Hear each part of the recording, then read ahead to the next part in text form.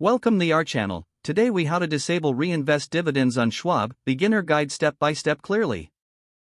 To disable reinvest dividends on Schwab, start by logging into your Schwab account. Once you're on the home page, navigate to the Accounts tab at the top of the page. Click on Positions to view your investment holdings. Find the specific account where you want to disable dividend reinvestment. Next, locate the stock or fund for which you want to change those settings. Click on the drop-down menu associated with that investment.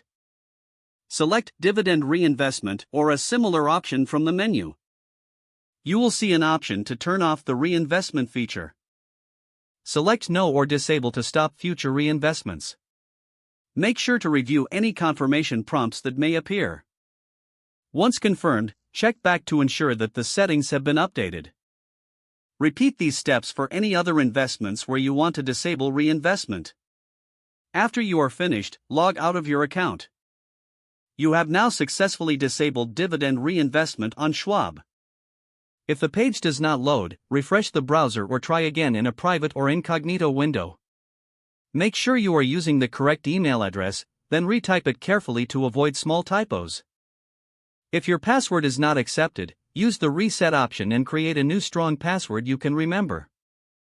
Check your spam folder for verification or security emails, then complete any requested confirmation steps. Enable two-factor authentication if available to improve account security and reduce unauthorized access risk. After signing in, review your profile details so your contact information and settings are accurate and current. If you see an error message, note it down and try again after restarting your device and internet connection. Log out when you finish, especially on shared devices, to keep your account and payment information secure. If the page does not load, refresh the browser or try again in a private or incognito window. Make sure you are using the correct email address, then retype it carefully to avoid small typos. If your password is not accepted, use the reset option and create a new strong password you can remember. Check your spam folder for verification or security emails, then complete any requested confirmation steps.